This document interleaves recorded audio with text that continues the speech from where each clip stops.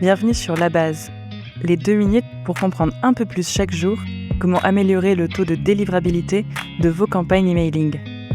Par Mindbase. Ici Alice, spécialiste développement emailing chez Mindbase. À chaque fois qu'on vous parle de délivrabilité, on vous répète une règle. Pensez à lisser vos envois. Le problème, c'est qu'en fonction de votre entreprise, de votre secteur ou encore de votre stratégie emailing, vous n'avez pas les mêmes contraintes.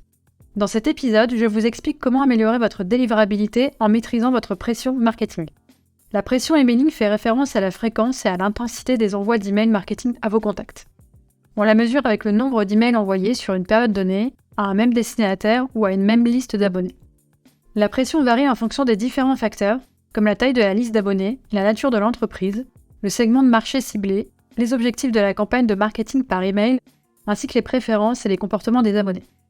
Une pression emailing trop élevée entraîne une sursollicitation des abonnés, ce qui peut conduire à une baisse de l'engagement, à des désabonnements et surtout à une délivrabilité en chute libre. A l'inverse, une pression emailing trop faible peut entraîner une diminution de l'impact de la campagne. Finalement, ce que vous devez faire, c'est trouver le bon équilibre pour vos emails. Je vous donne quelques conseils pour le trouver. D'abord, segmentez votre base de données. Vos contacts ne vont pas tous réagir de la même manière selon votre pression marketing. Vous avez la possibilité de segmenter votre base selon les comportements de votre audience. Ceux qui réagissent le plus à vos emails doivent être séparés de ceux qui ouvrent vos emails ponctuellement. Deuxième conseil pour trouver la bonne pression emailing, mettez en place un centre de préférence. Sous la forme d'une landing page simple, le centre de préférence laisse le choix à vos contacts du type d'email qu'ils vont recevoir ou, dans notre cas, du nombre d'emails qu'ils souhaitent recevoir. Respectez certaines règles pour le rendre efficace. Pour commencer, le logo et la charte de votre marque doivent être visibles. Ensuite, limitez le nombre de choix. Par exemple, proposez de recevoir un email par semaine ou par mois.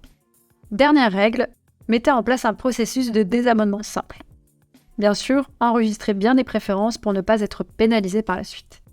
En appliquant ces conseils, vous allez pouvoir définir la fréquence de vos emails pour enfin augmenter vos taux d'ouverture, de clics et de conversion en même temps que votre délivrabilité. Avec ces conseils, vous devriez améliorer vos campagnes email rapidement. Si vous voulez plus d'infos, on analyse le sujet sur notre article de blog. C'était La Base, le podcast de Mindbase sur la délivrabilité des emails. Merci de nous avoir écoutés. Si cet épisode vous a plu, laissez un avis sur votre plateforme de podcast préférée.